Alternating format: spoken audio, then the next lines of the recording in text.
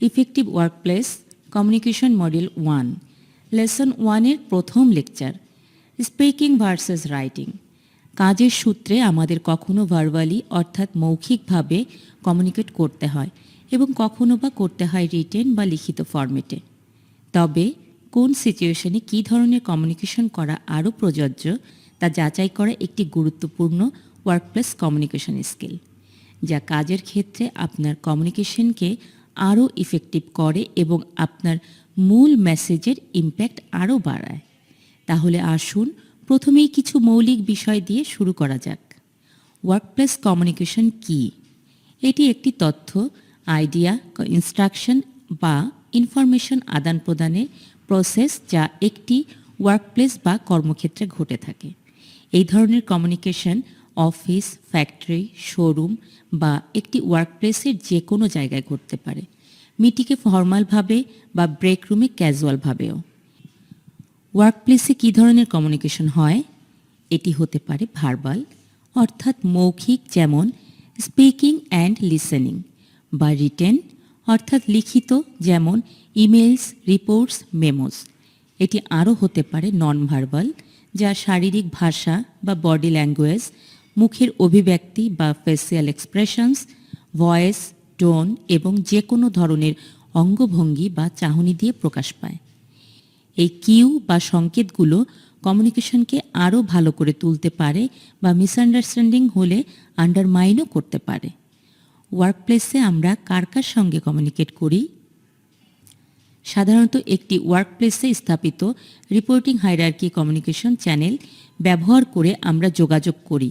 এই চ্যানেল হতে পারে ডাউনওয়ার্ড অর্থাৎ ম্যানেজমেন্ট থেকে স্টাফকে উদ্দেশ্য করে, আপওয়ার্ড অর্থাৎ স্টাফ থেকে ম্যানেজমেন্টকে উদ্দেশ্য করে, এবং ল্যাটারাল কলিগ অথবা পিআরের মাধ্যমে। এই চ্যানেলগুলো সবচেয়ে অ্যাপ্রোপ্রিয়েটভাবে উপযুক্ত ব্যক্তিদের কাছে সরাসরি বার্তা পাঠাতে সহায়তা করে। একটি ওয়ার্কপ্লেসে ইফেক্টিভ কমিউনিকেশন তখনই হয় যখন কোম্পানির প্রত্যেকে তাদের ভূমিকা, দায়িত্ব এবং অবজেক্টিভগুলো বোঝে। এর ফলে কোম্পানির কার্যক্রমগুলো গোছানোভাবে চলে এবং কাজের পরিবেশও পজিটিভভাবে তৈরি হয়।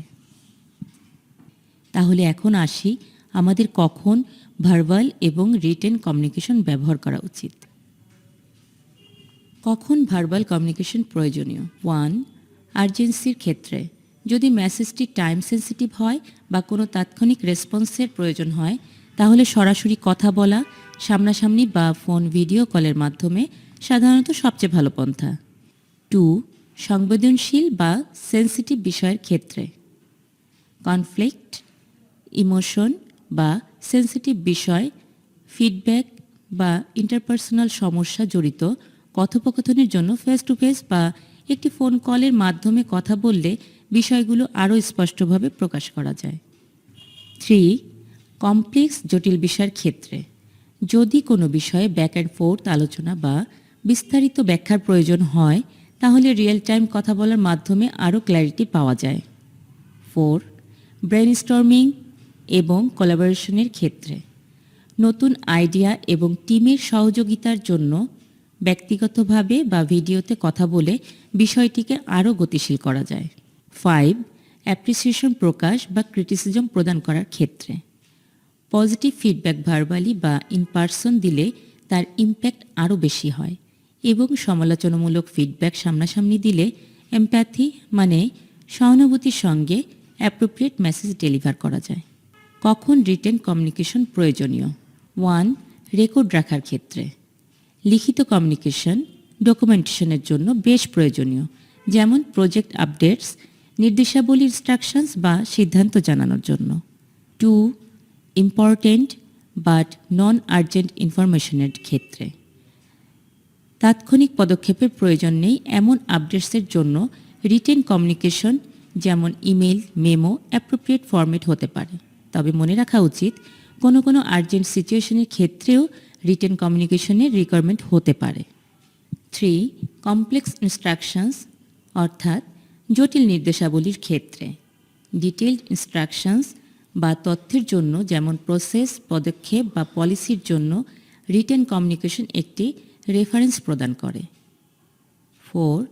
ক্ল্যারিটি এবং ফর্মালিটির ক্ষেত্রে।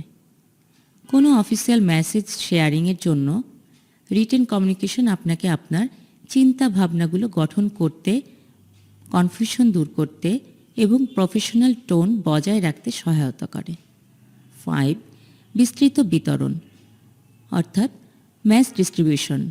যদি তথ্যটি একাধিক মানুষের কাছে পৌঁছাতে হয়, বিশেষ করে বিভিন্ন লোকেশন বা টাইম জোনে, এই সিচুয়েশনের আলোকে রিটেন কমিউনিকেশন নিশ্চিত করে সবাই যেন একই বার্তা একসাথে পায়। পুরো লেকচারের বিভিন্ন কি পয়েন্টগুলো আমরা আরেকবার দেখে নিই। ওয়ার্কপ্লেস কমিউনিকেশন কি? আমরা ওয়ার্কপ্লেসে কিভাবে কমিউনিকেট করি? ওয়ার্কপ্লেসে চ্যানেল অফ কমিউনিকেশন কি? কখন ভার্বাল কমিউনিকেশন ব্যবহার করা প্রয়োজনীয়? কখন রিটেন কমিউনিকেশন ব্যবহার করা প্রয়োজনীয়? Thank you for your participation in this lecture. এরপরে সেশন অ্যাক্সেসের জন্য অনুগ্রহপূর্বক এই ভিডিওটি দেখা শেষ করে ভিডিও প্লেয়ারের নিচে স্ক্রল করে কমপ্লিট বাটনে ক্লিক করুন। See you in the next lecture.